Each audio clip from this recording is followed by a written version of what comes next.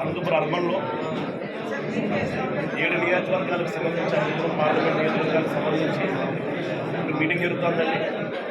మార్చి 14వ తారీఖున ఆవిర్భావ సభ, జనసేన పార్టీ ఆవిర్భావ సభ పిఠాపురంలో రంగరంగ వైభవంగా ఒక పండగ వాతావరణంలో జరగబోతోంది.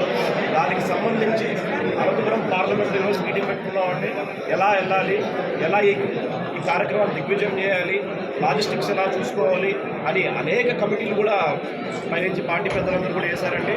సో ఆ కోఆర్డినేషన్ కోసం అయితేనే కానీ ఎలా ఈ సభని దిగ్విజయం చేయాలనే గురించి కూడా ఈరోజు మీటింగ్ పెట్టుకున్నామండి ఇక్కడ.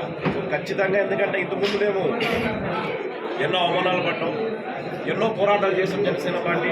ఈరోజు మొట్టమొదటిసారిగా అధికారంలో జరుగుతున్న ఫస్ట్ సభ ఇది ఆవిర్భావ సభ.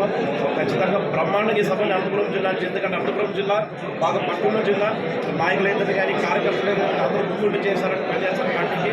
సో ఖచ్చితంగా ఈ సభని దిగ్విజయం చేయాలని చెప్పేసి కూడా నేను అనంతపురం దాదాపు 450 మందితో కమిటీ చేశారు, 500 సభ్యులతో కమిటీ చేశారు, ఆహ్వాన కమిటీ చేశారు, లాజిస్టిక్స్ చేశారు. చాలా బ్రహ్మాండంగా జరుగుతున్న సభ.